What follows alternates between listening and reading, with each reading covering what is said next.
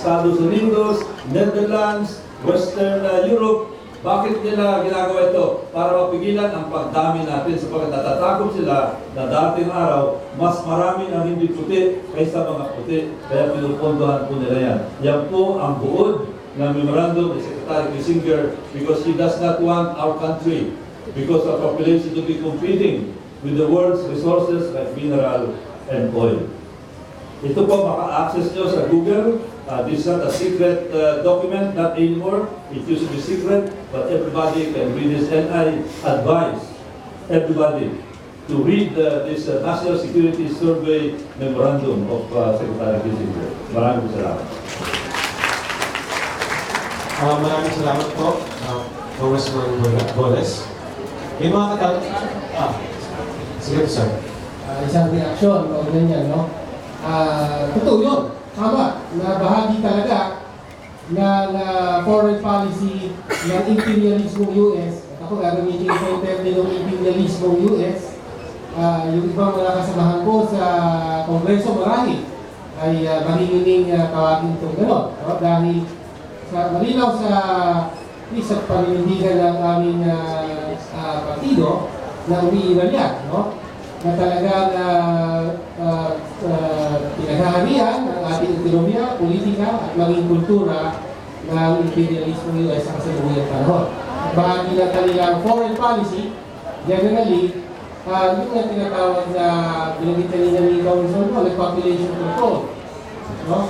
So, totoo, nagpupunto sa mga population programs ang US government, no? USAID. Ganyan pa man, nire-reject natin. Kaya nga yung ating RHP na sinusuportahan, yung version ni Congresswoman Milagan, ay nire-reject natin yung framework ng population and development. No? Na kailangan magpasupad ka na population policy para i-control ang populasyon. Ngayon, ibig ko sabihin yan, hindi na kailangan o mali na suportahan ang isang reproductive health program. No? Kaya nga ang tinututuan ng ating advokasya ay ang kalusugan ng iya at ng sanggol. No? Ito, malinaw. No? Ano ba ang sabihin ng imperialismo US? Malinaw na namamatay, no? Ang mga ilang Pilipino na hindi dapat dahil sa kawalan ng isang reproductive health policy. Tuloy-tuloy ang mga abortion sa Pilipinas, whether or not meron tayong reproductive health policy. Isang estimate, gano'ng karami ba ang mga abortion na nagaganap sa Pilipinas? Illegal man ito ay nangyayari ito. Gano'ng karami? Wala talagang mga official na statistic dahil na illegal. Ngunit umaabot ang ilang estimate na up to, if possible, it is up to 250,000 abortions annually ang nagaganap sa Pilipinas. So, sa mga kadahilanan ito, sinusulong natin ang reproductive health bill.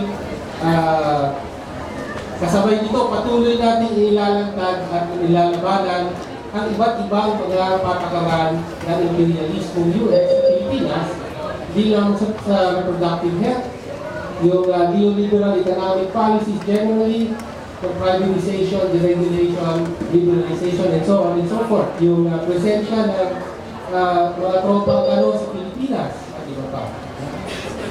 So walang bangka ang pagtutulong natin ng reproductive health sa pagtutulong natin sa mga patakaran ng imperialismo US sa Pilipinas. Salamat po. Ang pipili po pa natin dalawang pagkakataon ng dalawang magtatanong. The last two questions. Umpisan po natin dito. Yung kasama natin naka-i-guest sa kanyang sa Mr. President dito. Dalawang ulit tanong po. Ay, please, doon po kasi. Magandang umaga po. Ako po si Jacob Gray po ng College of Mass Communication. Kamakailan po, napabalita po ang pagsangay ng Santo Pangras sa paggamit ng kondom para po maiwasan ng HIV at AIDS sa mga sex workers. Ang ibig sabihin po ba neto, okay lang ang prostitution hanggang may kondom? At ano po ang reaksyon dito ng Simbahang Katoliko tungkol sa statement ng Santo Pangras? nyo tungkol sa RH Bill at ano po ba ang moral difference between AIDS, RH Bill, and prostitution? Thank you. Okay, who would like to react to that? Sarah, wala si Bishop Ted Bacani to answer that. Can we... Finally, I'm not qualified, no, but I just would like to quote the Vatican Press.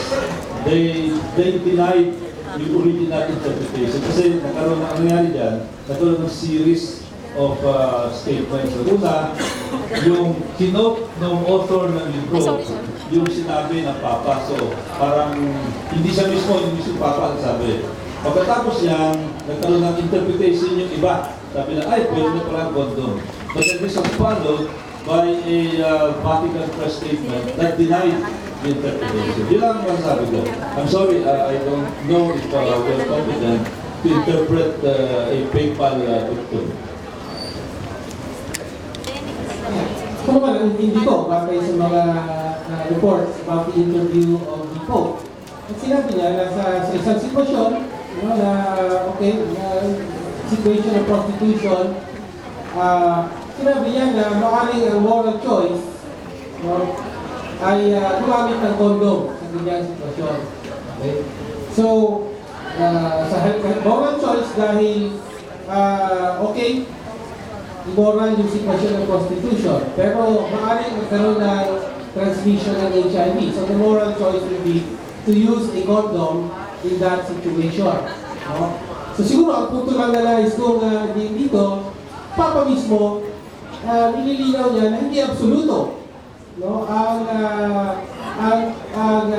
paninindigan ng simbahan na kaugnay sa condom.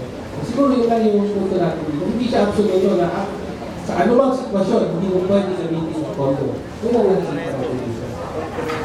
Pero again, of course, baka si Monsignor ang maaaring magsalita kaugnay sa posisyon ng simbahan dito.